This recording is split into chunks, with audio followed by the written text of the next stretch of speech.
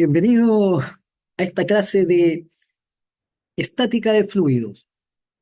En esta sesión lo que vamos a estudiar va a ser el concepto de presión, presión hidrostática, que es la que ejerce un fluido en reposo. Vamos a estudiar el principio de Pascal y el principio de Arquímedes para la flotabilidad de los cuerpos.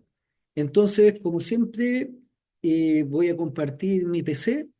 Por lo tanto, voy a dejar de compartir el video y para así facilitar, digamos, y no recargar tanto el sistema de datos. Entonces voy a dejar de compartir aquí el video y voy a compartir el PC. Entonces, compartimos aquí el PC. Perdón, aquí estamos. Entonces, estamos compartiendo toda la pantalla y ahora vamos a compartir la pizarra virtual. Mientras se carga nuestra pizarra virtual.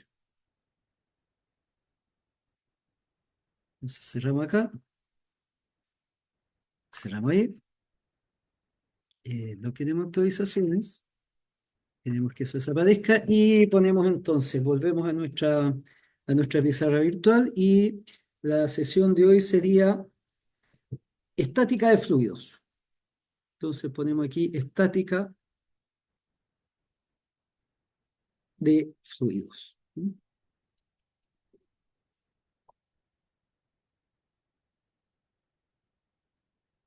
Bien, entonces los temas que vamos a ver en la sesión de hoy serían los siguientes, para tener claro. Los temas son, primero, vamos a ver presión. Presión. Dentro de presión vamos a ver la presión que ejerce un gas en un recipiente, presión de un gas. Vamos a estudiar posteriormente la presión hidrostática, que es la que ejerce un líquido, hidrostática, en este caso hidrostática se refiere al agua, pero cualquier fluido en general. La presión atmosférica, debido al peso de los 200 kilómetros de aire que tenemos sobre la superficie de la Tierra, sobre nuestras cabezas, entonces sería presión atmosférica. Esto sería el experimento de Torricelli. ¿Mm? Experimento de Torricelli. Bueno, y antes vamos a ver obviamente la definición. ¿Mm? Luego vamos a estudiar las fuerzas debidas a la presión, fuerzas debidas a la presión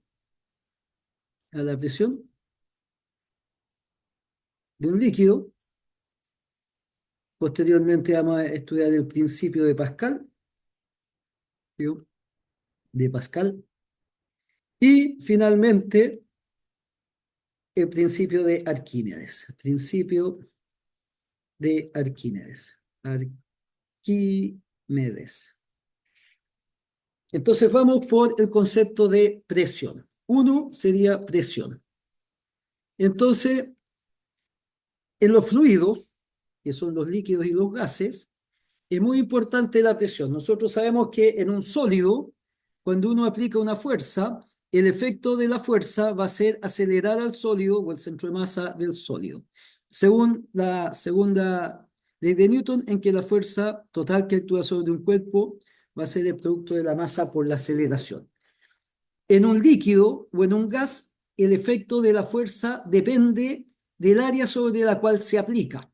Por ejemplo, si uno está en la nieve y la nieve es blanda y uno se para sobre los pies, se puede enterrar en la nieve, pero si uno se pone de estas especies así como de raqueta en los pies, uno puede caminar sobre la nieve. O lo mismo una mujer con taco aguja, si camina a un parque, ¿ah? Con estos tajos aguja, probablemente va a ensartar hojitas en su taco, pero si va con zapatillas no va a pasar. Entonces, el efecto de las fuerzas en un líquido y en un sólido van a depender del área sobre la cual se aplican. Y ahí entra el concepto de presión. Lo mismo en las pruebas de materiales. Si yo quiero estudiar la resistencia de una columna, importa la presión que ejerce el material, porque la fuerza se va a distribuir sobre toda el área. Entonces, ¿cómo se define la presión? La presión se define cuando una fuerza es perpendicular a un área, ojo que tiene que ser perpendicular, ¿ah? La componente perpendicular al área, si aplicamos una fuerza sobre una cierta área, que vamos a llamar A, la presión se define como la fuerza, la magnitud de la fuerza dividida por el área. Y en el sistema internacional, la unidad de presión sería unidad de fuerza, que es Newton, partido por metro cuadrado.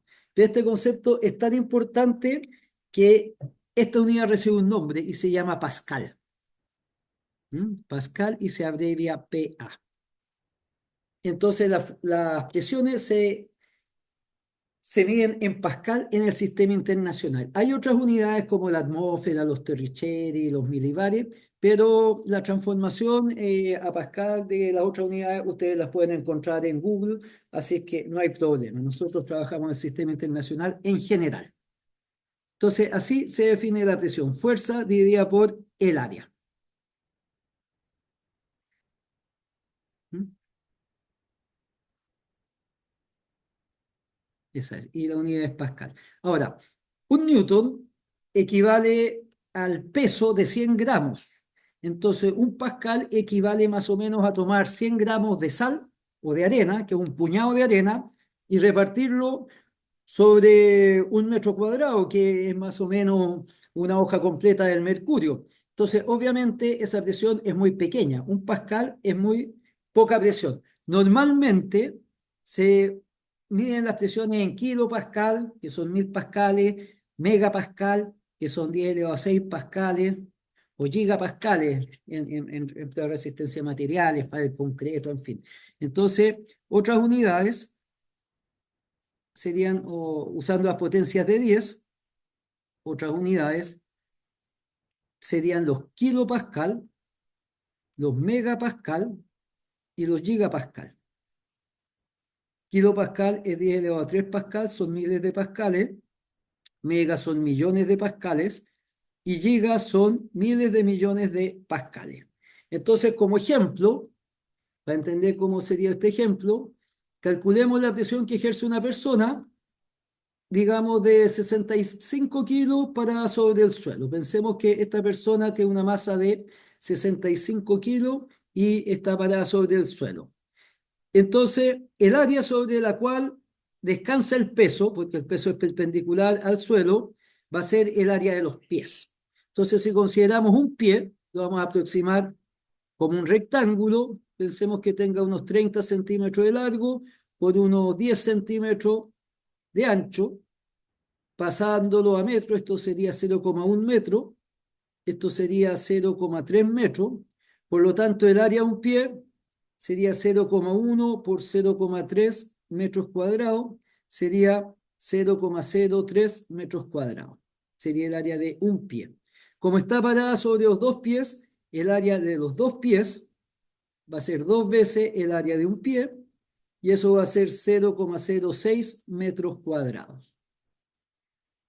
Ahora, 65 kilos equivalen, tomando la aceleración de gravedad, la vamos a tomar como 10 metros partido por segundo al cuadrado, sabemos que es 9,8 metros partido por segundo al cuadrado, pero la vamos a aproximar a 10, eso serían 650 newton.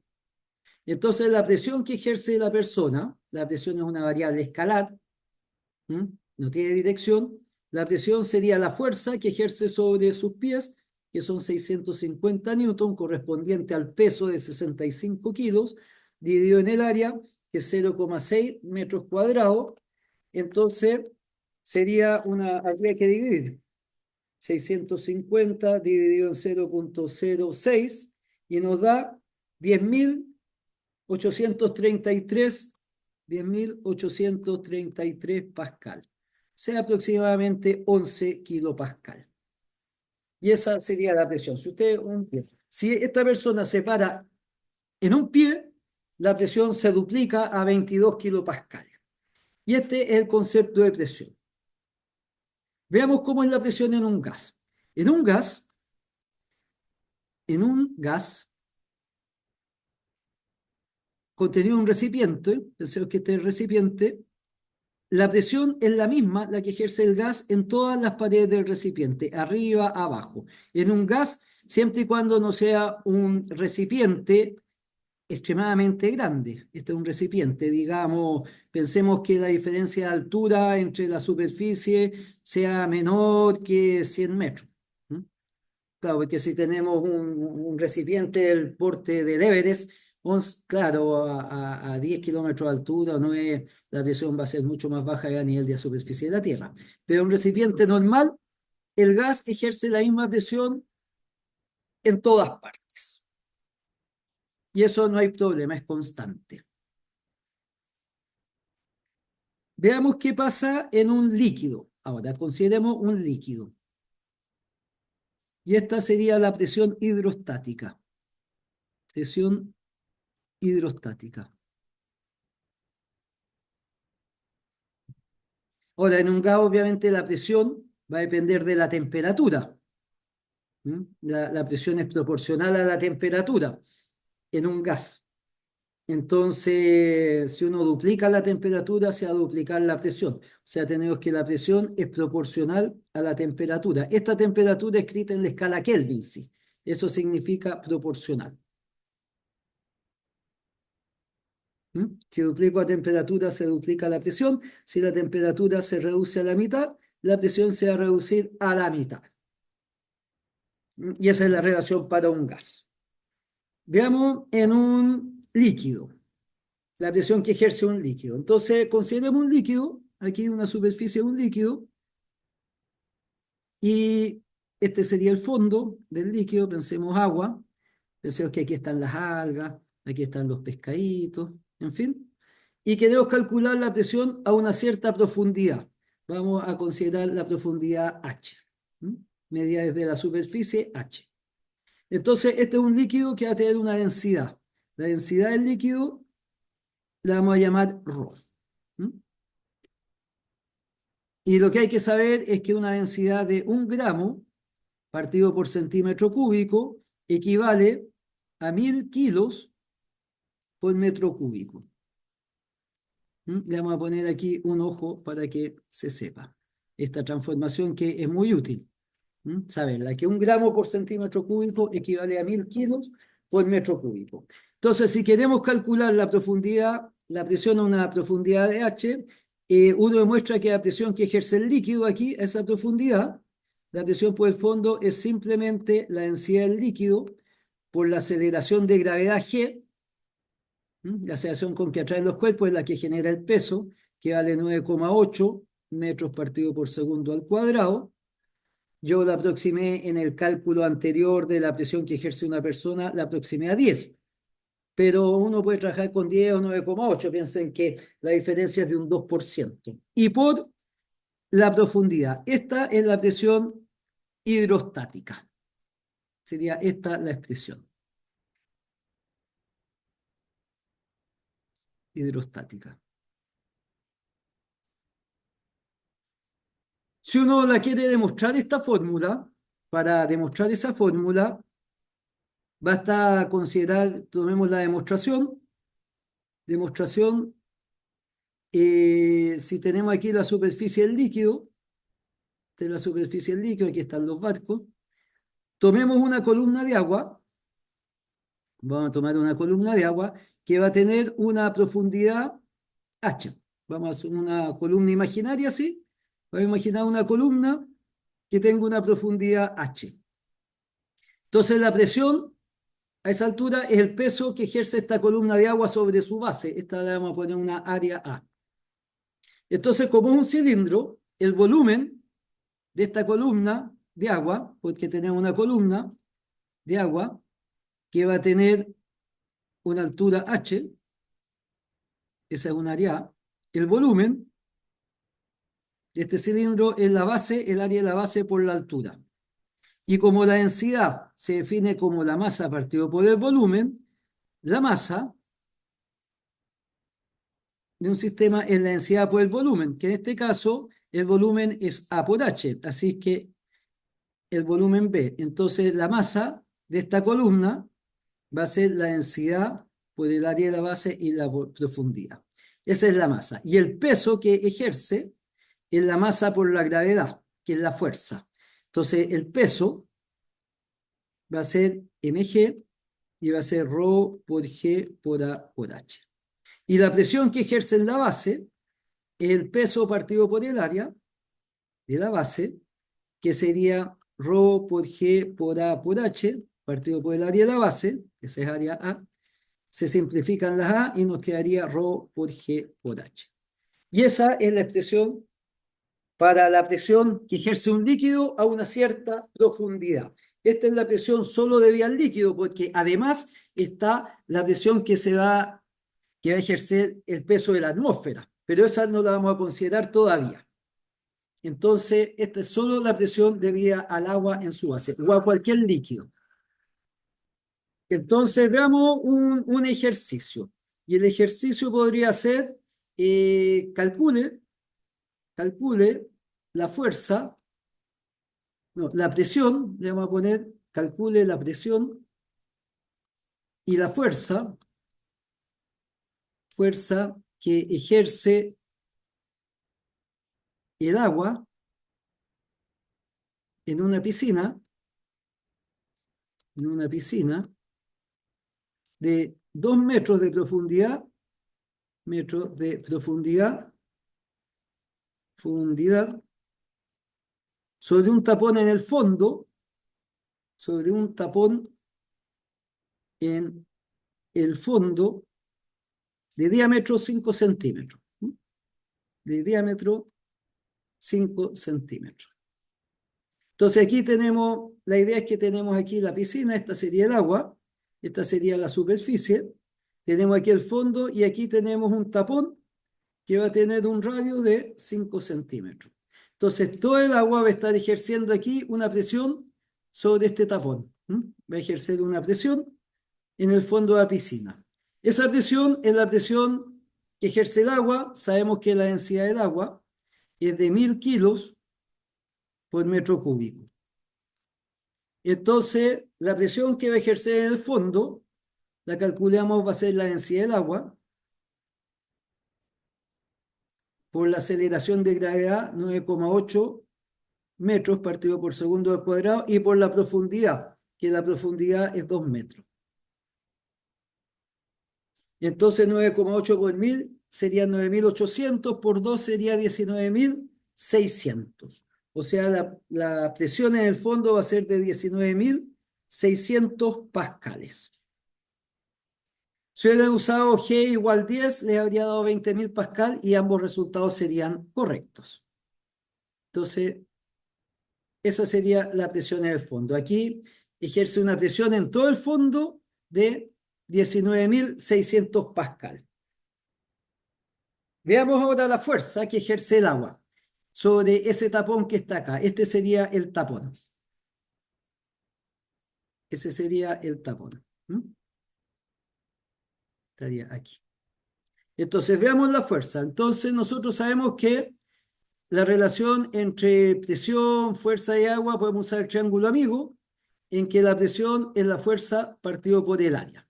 Entonces, si tapamos aquí la presión, fuerza partido por el área, la fuerza es la presión por el área, y el área sería fuerza partido por la presión, la fuerza que se ejerce sobre un área. En este caso tenemos un tapón circular, y aquí está la presión ejerciéndose de 19.600 pascal.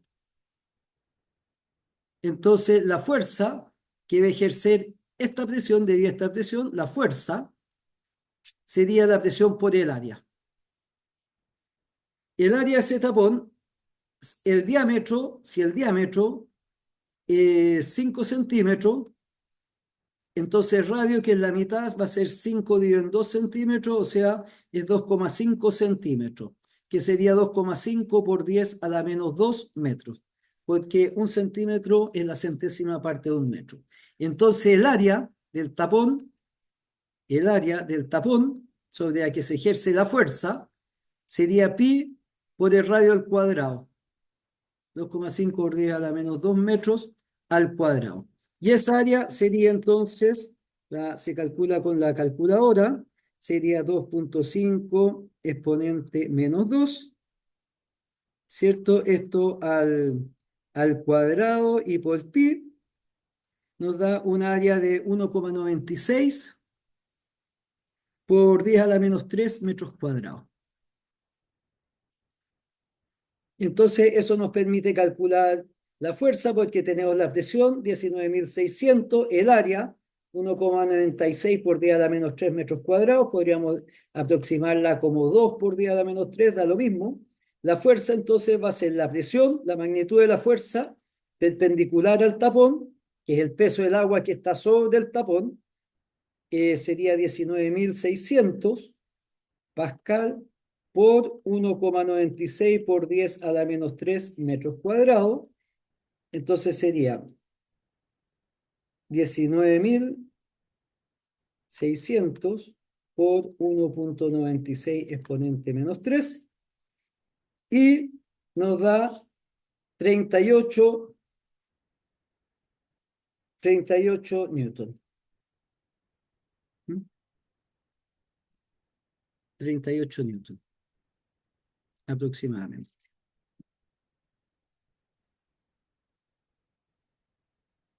38,4. O sea, estos 38 newtons son como 40 newtons, que equivale más o menos a 4 al peso de 4 kilos. Eso equivale más o menos a 3,8 kilos peso. A 3,8 kp, kilos peso. O sea, el peso de 3,8 kilos. Y esa es la fuerza que ejerce debido al agua. ¿Sí? Entonces así uno calcula la presión hidrostática. Un tema importante que se ve en dinámica de fluido es la estática de fluido. Consideremos la condición de un fluido en reposo. Condición de un fluido en reposo. ¿Qué se tiene que cumplir para que un líquido o un gas esté en reposo? Si consideramos un gas aquí, pensemos que, o un líquido, tomemos una superficie de líquido o de gas, que va a tener una cierta densidad ρ, aquí va a haber una cierta altura, que la vamos a llamar delta Z. Entonces, si el líquido tiene densidad 2 y esto tiene un área A, este gas tiene una masa, ¿cierto? Que la masa del gas va a ser el volumen, área por delta Z, por la densidad. Esta sería la densidad del fluido. Da lo mismo si es gas o es un líquido. Y va a tener un peso que va a ser mg, que va a ser A por ρ por G por delta Z. ¿Qué se tiene que cumplir? Que esta es la horizontal, ese sería el plano horizontal y esta sería la vertical. La vertical. La horizontal es un plano. La horizontal. Entonces, el equilibrio horizontal significa que la presión en todas partes tiene que ser la misma. O sea, para que este elemento de fluido, este cilindrito, no se mueva, significa que la presión a este lado tiene que ser igual a este lado y a todos los lados. Entonces, la presión horizontal, porque esa es la que nos va a dar la fuerza horizontal, presión por el área, tiene que ser la misma en todos lados. Entonces le vamos a poner constante. Constante. No puede cambiar. En la vertical sí cambia, porque la presión arriba tiene que, más el peso, la presión arriba por el área, tiene que compensar a la presión de abajo. La presión de abajo por el área, que es la fuerza, tiene que ser igual a la presión de arriba por el área más el peso, más A por G por ρ por delta Z. Entonces aquí necesitamos que haya una variación de presión, la presión abajo menos la presión arriba, tendría que ser igual a G por ρ por delta Z. ¿Se fijan? O lo que es lo mismo, tiene que haber un gradiente de presión, una variación de presión con la altura, digamos, que sería ρ por G. Entonces, esta es la condición de equilibrio vertical, que la presión abajo tiene que ser mayor que la de arriba porque lo tiene que compensar el peso, pero a nivel horizontal la presión tiene que ser constante para que no se mueva el fluido, ni para los lados ni para arriba. En general, esta es la que vamos a considerar. En el caso de un gas, la densidad es tan pequeña que la masa de gas es despreciable. Por eso, si tendría que ser recipiente muy grande para que la presión se note aquí abajo. En general, la presión debido a la masa del gas va a ser muy pequeña. Piensen que el aire, por ejemplo, es 1000 veces menos denso que el agua. Entonces, 1 kilómetro de aire equivale más o menos a 1 metro de agua en cuanto a presión. Entonces, esta es la condición de equilibrio. Entonces, para que haya equilibrio en un fluido, para que no se mueva, porque los fluidos generalmente se mueven horizontalmente los ríos, ¿ah? Para que no haya movimiento horizontal, la presión en a la misma altura tiene que ser la misma. No tiene que haber diferencia de presión. Veamos ahora la presión atmosférica. Veamos presión atmosférica. Presión atmosférica. Y la presión atmosférica, sabemos que la Tierra está rodeada por una capa de gases.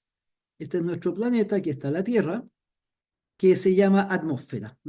Entonces, la Tierra está rodeada por la atmósfera. La atmósfera tiene más o menos, si bien el límite es difuso, porque es como el límite de una nube, o sea, donde termina no es tan claro, pero tiene más o menos 200 kilómetros de altura, la atmósfera. Y está formada principalmente por nitrógeno, ¿ya? Nitrógeno, que es más o menos el 78% de atmósfera. Oxígeno, que es un 21%, y argón, que es un gas ideal que es más o menos el 1%, más otros gases que podrían ser dióxido de carbono, vapor de agua, en fin. Pero esta es la composición principal de la atmósfera. El nitrógeno a nosotros es inocuo porque prácticamente la atmósfera es casi un 80% de nitrógeno. El nitrógeno a nosotros no nos hace nada. De hecho, si respiramos nitrógeno no nos va a matar, pero sí nos vamos a sentir asfixiados porque no hay oxígeno. Necesitamos el oxígeno para respirar, pero el nitrógeno es inocuo. Entonces, la atmósfera, 200 kilómetros, imagínense, 200 kilómetros es como la distancia de Santiago a Viña del Mar o algo así. Obviamente, 200 kilómetros, ese gas pesa, aunque sea poco, y ejerce una presión sobre la superficie de la Tierra. Y esa es la que se llama presión atmosférica. Entonces, el primero en medir la presión atmosférica, porque aquí no podemos usar la fórmula que la presión es la densidad por G por H, uno diría la densidad de la atmósfera, porque la densidad es variable. A medida que nos alejamos de la Tierra, la atmósfera se hace menos densa. De hecho, a 5.000 metros de altura, eso es más o menos la altura del cerro, el Plomo frente a Santiago, la presión se reduce más o menos a la mitad, la densidad. Entonces, esta no nos sirve acá, porque la densidad es variable. Esta fórmula vale solo si la densidad es constante. ¿Mm? Solo si ρ es constante. ¿Mm? Pero en el caso del aire varía, entonces, ¿cuál ρ usamos? No sirve. Entonces, quien hizo el experimento fue Torricelli. Hizo el siguiente experimento para medir la presión atmosférica. Veamos el experimento de Torricelli. ¿Mm? Entonces el experimento de Torricelli fue el siguiente. Puso un recipiente aquí y lo llenó con mercurio. Esto es mercurio. Esto es mercurio que tiene Hg. ¿Por qué usó mercurio? Porque la densidad del mercurio es de 13,6 gramos por centímetro cúbico. O sea, es casi 14 veces más denso que el agua. Una gota de mercurio pesa casi 14 veces más que una gota de agua de las mismas dimensiones. O sea, sería 13.600 kilos por metro cúbico. Entonces, lo que hizo Torricelli, puso aquí un tubo de vidrio invertido. Y aquí había vacío, no hay nada. Entonces, el aire empuja aquí al lado, la presión atmosférica. Empuja y hace que el mercurio suba, ascienda por aquí, por el tubo, sube. ¿Hasta cuándo sube el mercurio? Hasta que la presión que ejerce en su interior, la presión del mercurio, sea igual a la presión atmosférica. Y ahí la presión en este nivel es igual, entonces ya deja de haber movimiento. ¿Cómo se hizo el vacío aquí adentro en la época de Torricelli, que era como en 1600? Bueno, es simple. Uno pone el mercurio, pone el tubo de helado o de agua llenito y después uno lo da vuelta. ¿Mm? Y ahí va a caer el mercurio hasta que las presiones se igualen. Y lo que encontró es que esta altura era de 76 centímetros. Entonces la presión que ejerce el mercurio en la base de la columna, que es el nivel del agua, porque el agua sube hasta que se equilibran las presiones, va a ser igual a presión atmosférica. Entonces la presión del mercurio en equilibrio, que va a ser igual a la presión atmosférica, aquí en la base, va a ser la masa del mercurio, que sería 13.600 kilos por metro cúbico. Aquí hay que usar el sistema internacional, todo en kilos, metros, newton, en fin. La aceleración de gravedad es 9,8 metros partido el segundo al cuadrado y la altura es 0,76 metros.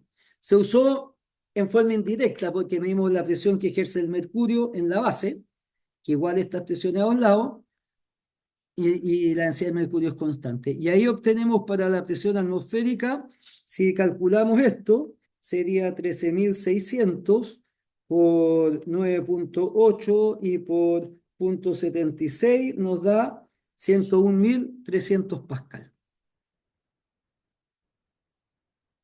Y esa es la presión atmosférica. Esa es la presión que ejerce la atmósfera sobre la Tierra, sobre la superficie. Ahora, nosotros estamos acostumbrados a esta presión. Esta presión, cuando hay una persona, esta presión equivale como al peso de 10 personas, si usted, a la presión de 10 personas, si pusiéramos una fila de 10 personas paradas, daría más o menos esta presión. Si nos acordamos que una persona de 65 kilos genera más o menos un poquito más de 10 kilopascal, estos son 101 kilopascal. Entre 5 y 10 personas tener.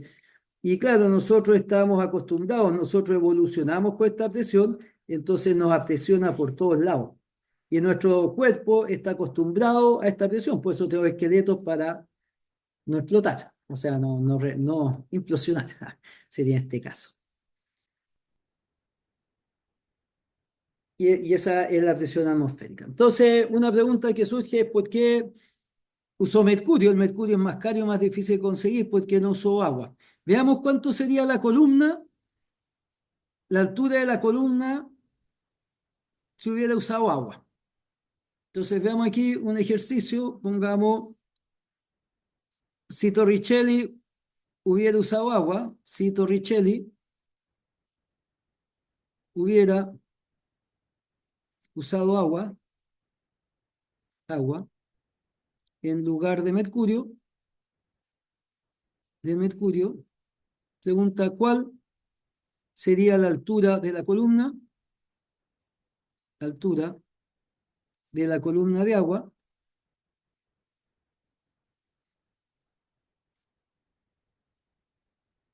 Entonces, en este caso, tendríamos el recipiente aquí con agua.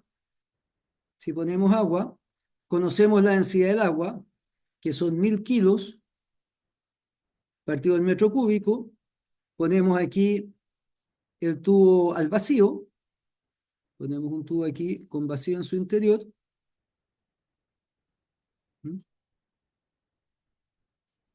Esto no es vacío. Entonces, aquí la presión atmosférica va a presionar, va a cargar el agua y va a hacer que el agua ascienda hasta que la altura de la columna de agua, la presión aquí en esta parte sea igual a la presión atmosférica. O sea, tenemos que tener que la densidad del agua, que son 1.000 kilos, partido del metro cúbico, o sea, se debe cumplir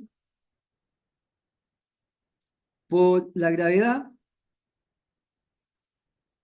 y por la altura de la columna, tiene que ser igual a la presión a esa altura, que es la presión atmosférica.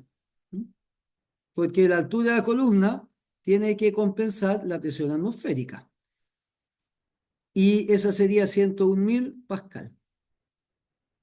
Por lo tanto, la altura de la columna va a ser 101.000 dividido en 9.800, nos va a dar en metros, todo está en el sistema internacional, y si dividimos 101.000 dividido en 9.800 nos da 10,3 metros.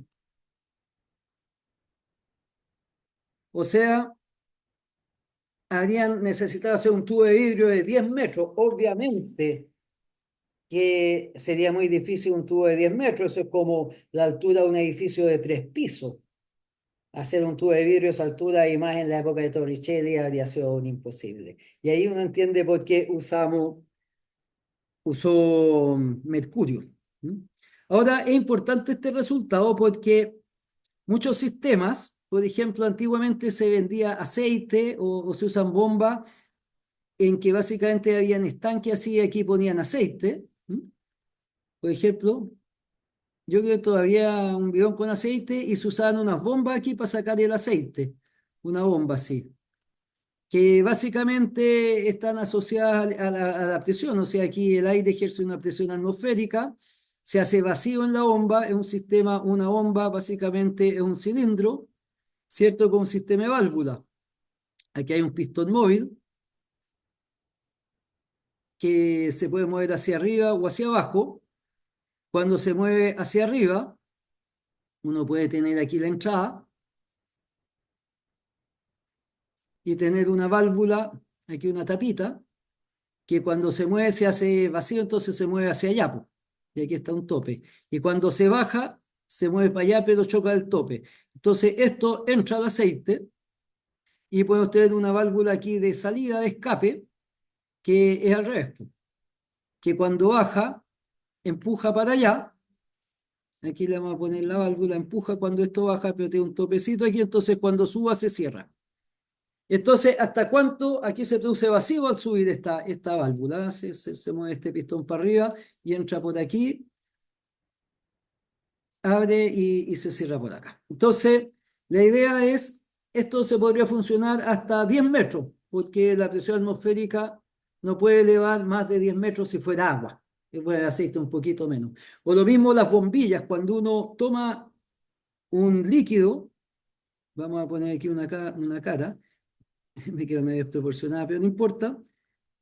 Cuando uno toma con una bombilla agua o bebida, ¿qué es lo que hace? Uno genera un vacío aquí, adentro de la boca. Aquí se hace un vacío con el experimento de Torricelli. Entonces la presión atmosférica es la que actúa sobre el líquido y hace. Entonces uno podría tomar hasta con una bombilla de más o menos 10 metros de largo. Si fuera una bombilla de 12 metros o de 11, la presión atmosférica no sería capaz de elevar el líquido y lo pudiéramos tomar.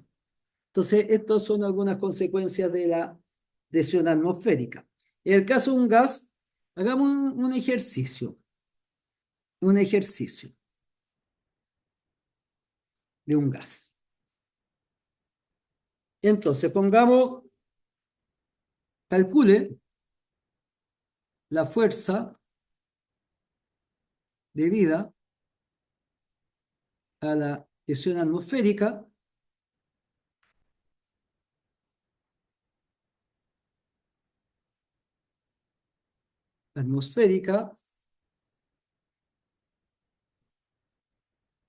¿ya? Sobre, pensemos, una membrana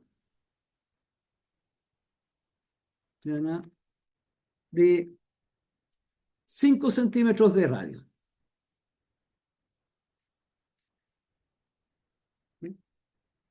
Entonces tenemos una membrana de 5 centímetros de radio. Quiero calcular la presión atmosférica sobre esa membrana. Entonces veamos cómo es. Entonces tenemos aquí una membrana que tenemos 5 centímetros y pensemos que está adherida a una mesa horizontal. Esa membrana. Entonces el aire le está cargando aquí, está ejerciendo la presión atmosférica, se supone que está adherida, es como una ventosa sobre una membrana o ventosa. Pensemos que puede ser una ventosa también. que se usa para colgar. Aquí le ponemos un ganchito y se usa para colgar, ¿ah? Porque la presión atmosférica está actuando acá. Naturalmente está sobre una superficie horizontal plana completamente, que no tenga orificios con aire que ejerza presión atmosférica hacia afuera. Entonces, aquí la fuerza que ejerce, que sería la fuerza que puede sostener la ventosa, o aquí, sería la presión atmosférica por el área ventosa que es pi r cuadrado.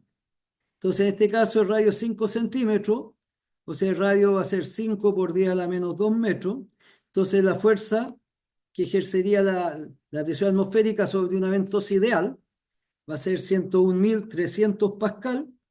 Da lo mismo si usamos 101.300 o 101.000 o 10 elevado a 5, da exactamente lo mismo, por si acaso.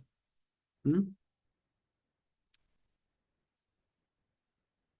Aquí, aquí.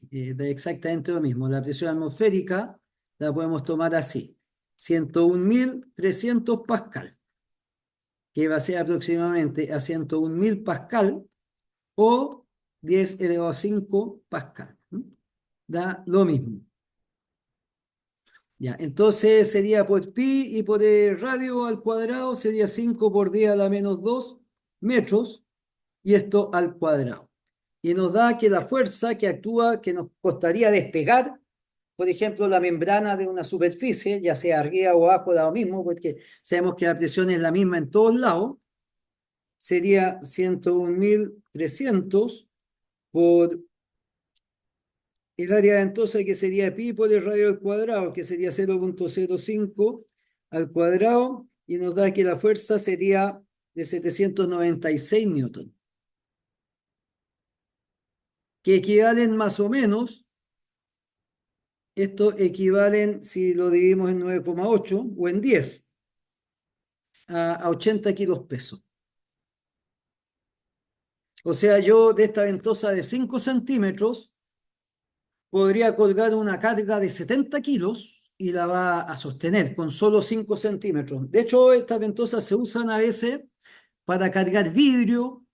Hay personas que se sujetan, a veces en las películas se ven detectives que avanzan con ventosas por ventanas y cosas así. Pero si ustedes se dan cuenta, solo 5 centímetros, ¿m? Que es un poco más, que equivale como al ancho de 3 dedos de radio, es como, esta sería como del porte de la palma de la mano. La fuerza es enorme, la fuerza debido a la presión atmosférica, 80 kilos pesos. Bien, veamos ahora, entonces la presión absoluta sería la presión atmosférica más la, la presión hidrostática, por ejemplo, de fondo de una piscina. Pero todo está equilibrado por la presión atmosférica, o sea, está por todos lados esa presión.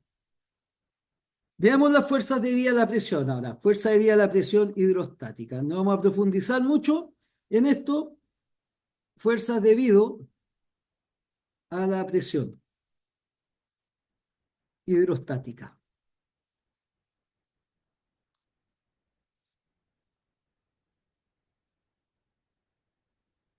¿Cómo se calcula? Veamos sobre un cuerpo en el fondo. Un cuerpo o una superficie. Superficie en el fondo. En el fondo de un líquido. Vamos a ver ese caso primero. Uno, superficie de fondo de un líquido. Aquí tenemos la superficie y aquí tenemos donde queremos calcular la presión. Por ejemplo, consideremos una superficie semisférica aquí, ¿ah? De radio R. Para calcular la presión, bueno, uno calcula el peso del agua que está arriba. Entonces uno calcula el peso a la columna de agua, le resta esa semiesfera, calcula el peso, y el peso ejerce la presión, la fuerza sobre esa superficie, sobre ese visor. ¿Mm? Y esa sería fuerza debido a la presión. Nosotros sabemos calcular la presión. Lo más fácil es calcular el peso del agua sobre la superficie, y esa va a ser la fuerza. Por ejemplo, veamos un ejemplo. Tenemos ejemplo. Entonces calcule la fuerza que ejerce el agua sobre una mirilla de radio 50 centímetros en el fondo de una piscina, en el fondo de un estanque con 3 metros de agua. ¿Mm? O sea, la idea es la siguiente, tenemos aquí orcas, no sé, tortuga, tenemos aquí a superficie del agua y aquí adentro hay una mirilla para que vea la gente, ¿m?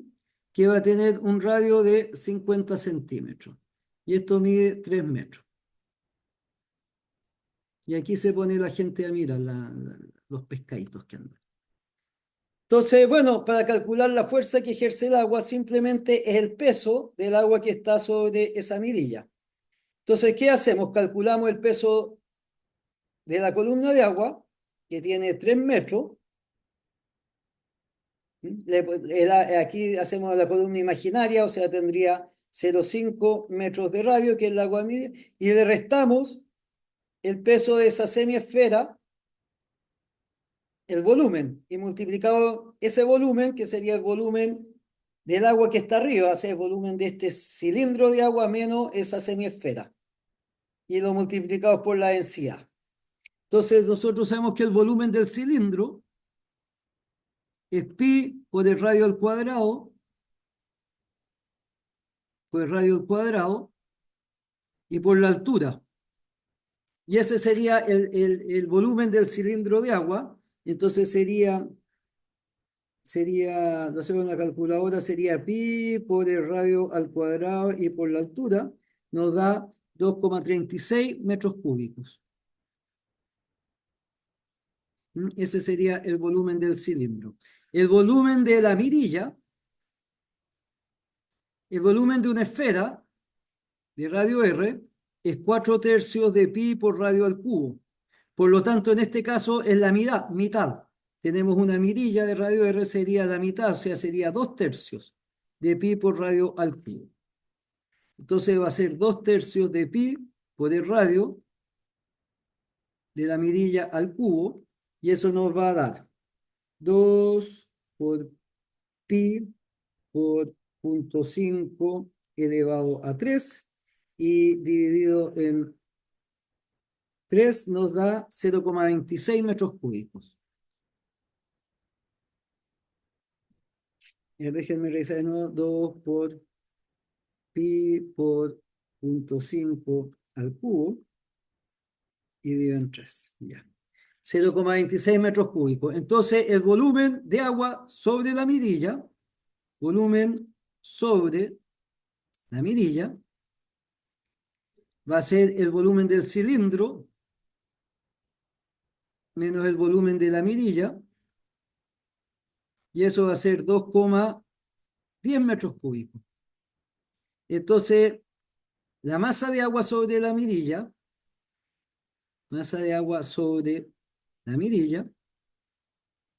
a ser la densidad del agua, que son 1000 kilos por metro cúbico, por 2,10 metros cúbicos, y eso serían 2100 kilos. Entonces el peso del agua sobre la mirilla va a ser 2100 kilos vamos a trabajar con la gravedad, 9,8 metros partido por segundo al cuadrado. Entonces serían 2100 por 9,8, que nos da 20.580 newton. O aproximadamente 2.100 kilos peso. 2.000 kilos, eso implica 2.100 kilos peso. ¿Eh?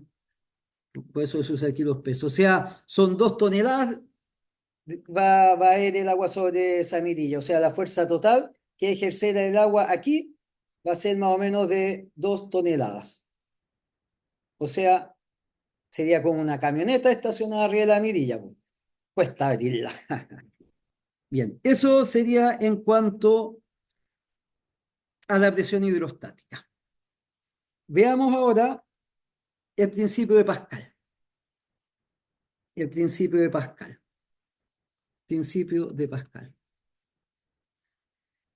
Este principio es bien importante porque se usa en todos los sistemas hidráulicos. Prensas hidráulicas, elevadores hidráulicos, ¿m? Todos los sistemas hidráulicos, pistones hidráulicos, motores hidráulicos. ¿Qué dice el principio de Pascal? Pensemos que tenemos un cilindro, un cilindro, un pistón aquí, ¿ya? Y vamos a tener aquí un cierto fluido incompresible. Este es un fluido incompresible y le vamos a poner aquí una tapa, aquí adentro, ¿eh? Un pistón móvil. Entonces aquí hay un fluido incompresible que no se puede comprimir. O sea que la densidad es constante. ¿Cuáles serían los fluidos incompresibles? Los líquidos, que requieren presiones gigantescas, patológicas, para que se compriman un poco observable, y los gases a alta presión. Los gases a alta presión. Estos gases a alta presión se usan en los sistemas neumáticos y los líquidos se usan en los sistemas hidráulicos, que en general usan aceite, porque el agua oxida los metales, entonces usan aceite en lugar de agua. O gases a alta presión. La cámara de una rueda de un auto es re difícil de comprimir, que está a gas de alta presión. Entonces, bueno, el sistema está en equilibrio porque el pistón está presionando aquí el fluido y el fluido ejerce una presión hacia arriba que sostiene el pistón. Aquí, si es un líquido, bueno, la presión va a aumentar, en el fondo va a ser más alta que arriba, da lo mismo. Si es un gas, va a ser la presión igual en todas partes. Pero aquí este sistema está en equilibrio. Ese le vamos a suponer que es un área A. Ahora aumentemos, ejerzamos ahora sobre este sistema en equilibrio una fuerza y comprimimos, cargamos el líquido. Este es un líquido que no se comprime, sí, incompresible. Entonces aumentamos la presión aquí arriba, aumentamos la presión en un delta P, va a ser el aumento de presión que generamos, que va a ser la fuerza que yo aplico partido por el área. Como este fluido está en equilibrio, aquí a nivel horizontal todas las presiones tienen que ser iguales, a nivel vertical tienen que cumplir la condición de equilibrio que soporta el peso. Esto significa que este aumento de presión se transfiere a todo el fluido en forma igual. En todas partes del fluido aumenta la presión en delta P. En todas partes se transmite este aumento de presión. Y ese es el principio de Pascal, que cuando yo aumento la presión aquí en el fluido incompresible, ese aumento de presión se transmite a todas partes del fluido. Aumenta por igual. Si yo aumento aquí en 10 kilopascal, arriba, en los bordes, en todos los bordes va a aumentar en 10 kilopascal, en la base va a ser 10 kilopascal y en los lados también. Entonces, esta es la base de los sistemas hidráulicos. ¿Cómo se aplica el principio de Pascal en un sistema hidráulico? Se toman dos cilindros de distintas tapas. Este va a tener un pistón que va a tener un área 1, normalmente chica. Ponemos un pistón aquí más grande, que va a tener un área A2. Esta tiene un área A2, es más grande. Y aquí hay un líquido incompresible, fluido incompresible, con ρ constante, y conectamos estos dos con una manguera, por ejemplo. Los conectamos aquí, entonces quedan conectados esto, y esto está en equilibrio. Esa es la idea. Entonces los conectamos aquí con una manguerita, y está todo esto en equilibrio. Entonces, nosotros en este pistón más chico vamos a aplicar una fuerza F1 para abajo. Por lo tanto, vamos a aumentar la presión en todas partes en un delta P que va a ser F1 partido por A. En todas partes aumenta la presión en eso. Entonces, aquí también sobre esta tapa grande va a haber un aumento de presión delta P. que hacer F1 por A. Por lo tanto, va a aparecer una fuerza hacia arriba sobre el pistón más grande, que esa fuerza va a ser delta P por el área del pistón grande, que sería F1 por A2 partido por A1. Que es lo mismo que decir que F aquí le damos la F2, la fuerza sobre el pistón grande. F2 partido por A2 igual a F1 partido por A1, que estaba diciendo la presión aquí es la misma acá. Pero ¿qué pasa si F2 es F1 por A2 partido por A1? Este sería el principio de Pascal. Si A2 es mayor que A1, entonces esto es mayor que 1, entonces F2 es mayor que F1. O sea, podemos multiplicar la fuerza usando este sistema de fluidos interconectados. Esto a veces se hacen con jeringas en trabajos escolares que ponen una jeringa así, unida con otra jeringa así, y ponen aquí agüita y usan aquí los vástagos de las jeringas para propulsar el otro vástago. ¿Ah? Estos son típicos trabajos que se hacen en los colegios. Entonces, veamos cómo se aplica el principio de Pascal en un ejercicio. Y luego vamos a ir al principio de alquimia y estaríamos quedando. Entonces, veamos aquí, ejemplo. Ejemplo. Entonces, considere el sistema hidráulico a figura. Considere el sistema hidráulico de la figura, compuesto por dos cilindros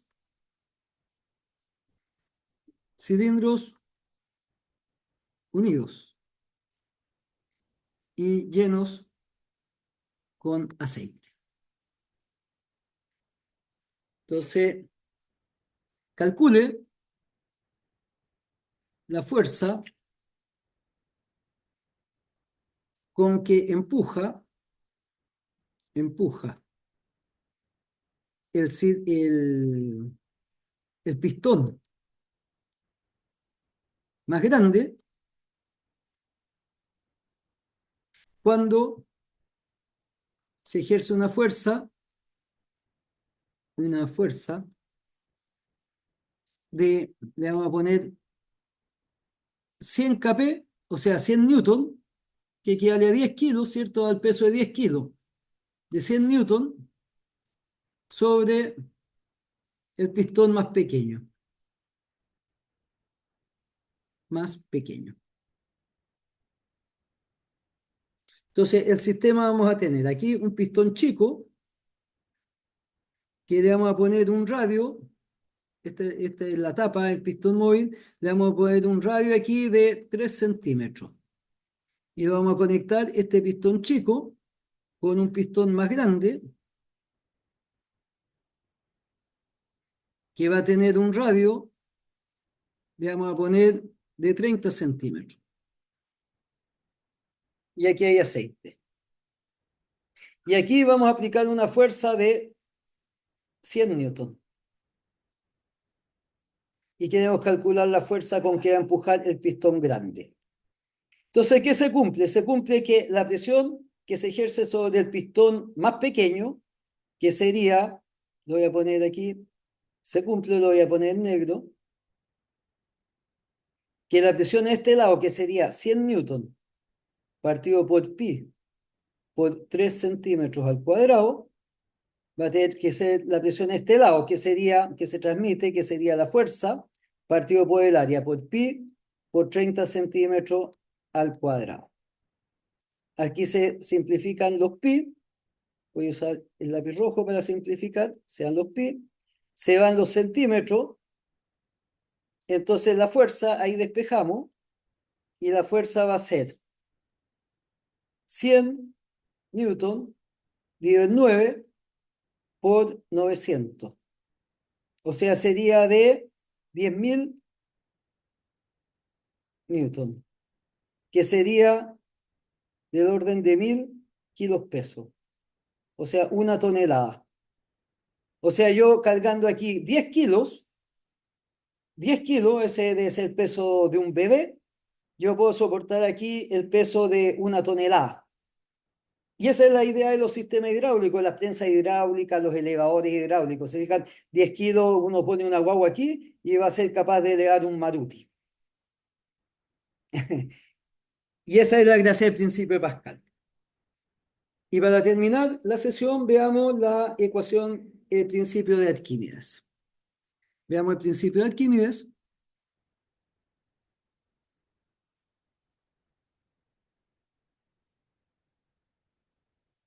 ¿Qué dice el principio de Arquímedes? Dice que si aquí tenemos un cuerpo, tenemos agua, y tenemos un cuerpo sumergido en el agua, o en un líquido de densidad ρ, esa sería la densidad del fluido, densidad del fluido, la vamos a llamar ρf, siempre aparece una fuerza que se llama empuje, empuje, que tiende a sacar al objeto del fluido, hacerlo flotar. Y ese empuje va a ser el volumen del cuerpo sumergido, el volumen que está bajo el agua, este va a ser un volumen sumergido,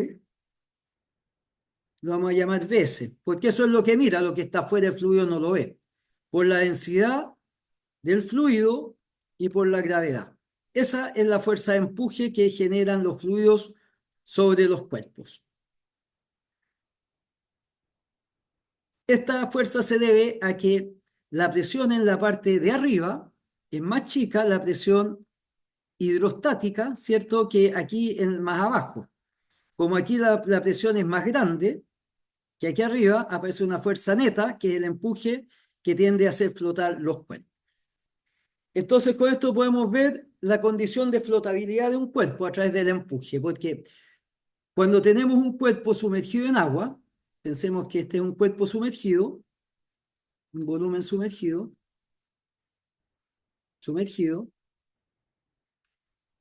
van a aparecer dos fuerzas. Una va a ser el peso del cuerpo y la otra va a ser el empuje. El peso del cuerpo, que lo vamos a llamar P, va a ser la densidad del cuerpo por la gravedad por el volumen que está sumergido. Este es un volumen sumergido. Y el empuje, que lo vamos a llamar E, va a ser la densidad del fluido por la gravedad y por el volumen del cuerpo sumergido. Mira el volumen del cuerpo. Entonces, ¿cuándo flota? Va a flotar cuando el empuje es mayor que el peso. ¿Cierto? Ahí va a flotar, porque la fuerza hacia arriba va a ser mayor que la fuerza hacia abajo. Aquí está sumergido en el agua.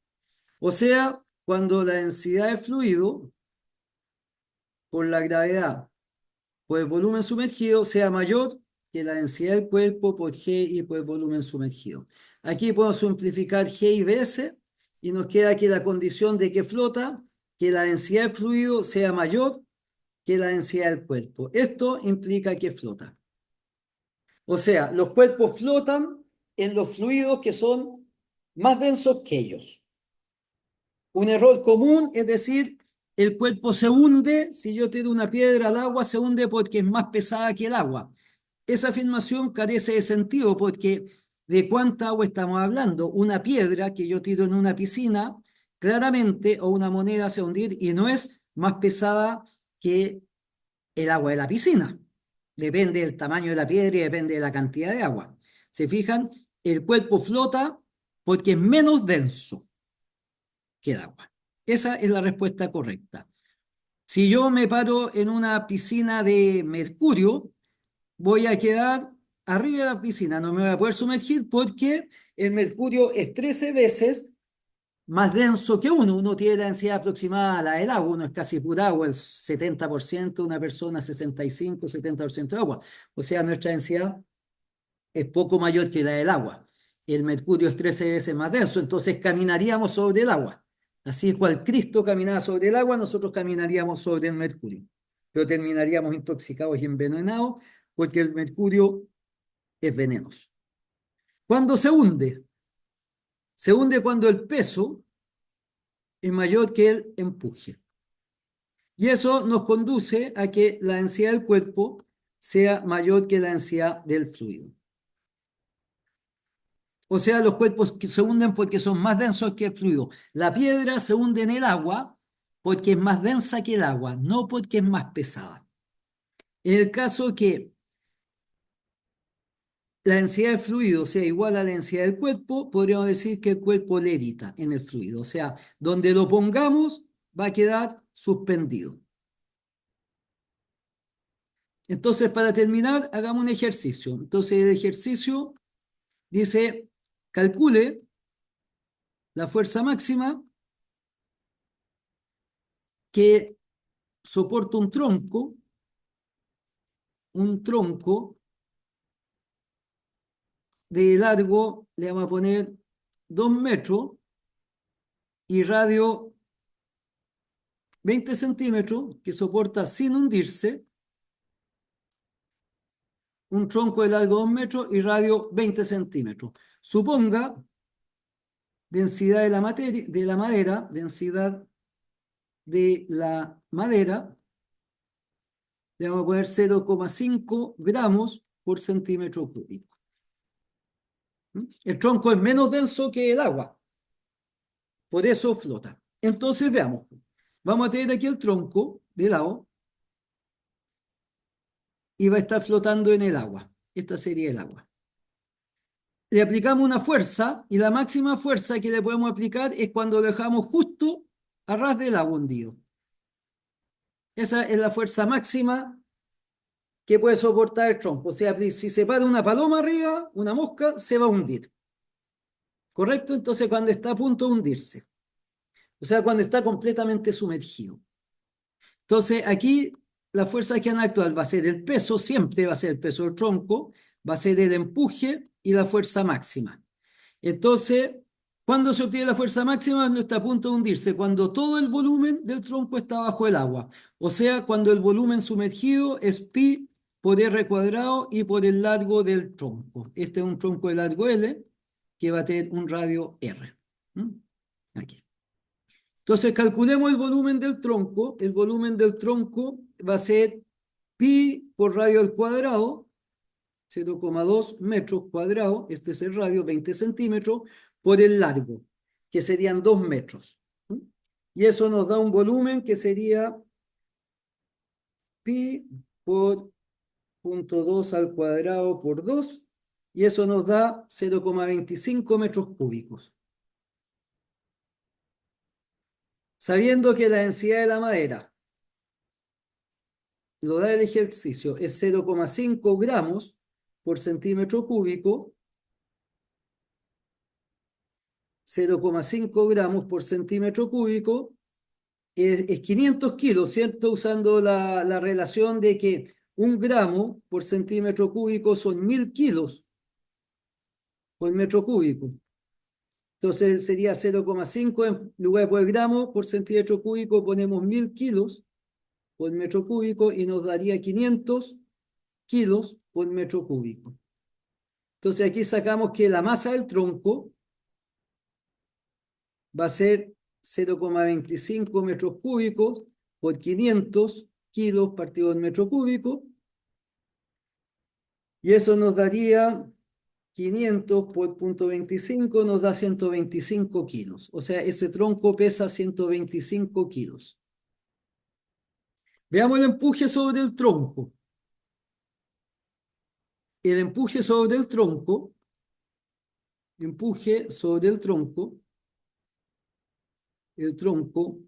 completamente sumergido, que es cuando, pero sin hundirse, tenemos que el empuje va a ser la densidad del agua, estamos en agua, por el volumen del tronco, que es el volumen sumergido por G. La densidad del agua son 1000 kilos partido por metro cúbico, el volumen del tronco calculamos 25 metros cúbicos, la gravedad 9,8 metros partido por segundo al cuadrado, entonces el empuje va a ser de 1000 por 0,25 y por 9,8 nos da 2450 newton. La masa del tronco por la gravedad, la masa del tronco es 125 kilos por 9,8 metros partido por segundo al cuadrado sería 125 por 9,8 nos da 1.225 newton. Ese sería el peso, es mayor que, o sea, el empuje es mayor que el peso, por eso el tronco flota. Pero la carga máxima, la fuerza máxima que soporta, cumple lo siguiente, que la fuerza máxima más el peso del tronco tiene que ser igual al empuje. Entonces la fuerza máxima que va a soportar este tronco sin hundirse va a ser el empuje, menos 1.225 newton, y la fuerza máxima nos daría 1.225 newton, que dividido en 9,8 nos queda un peso de 125 kilos peso. O sea, este tronco podría soportar el peso de una persona de 120 kilos y no se va a hundir. Y si uno hace una balsa con varios troncos, bueno, por cada tronco tenemos 125 kilos. Si queremos soportar un auto de 1.000 kilos, como un auto chico, un city car, con 10 troncos ya podemos hacer una balsa que lo soporte. Bien, esta sería la clase de... Voy a volver aquí a la página principal. Stop share, voy a volver aquí. Y esto sería el tema de fluido. Así que faltaría la clase de dinámica de fluidos, pero les voy a dar un enlace donde está esta clase realizada. Bien, ha sido un gusto, un abrazo a todos, que tengan un estupendo día.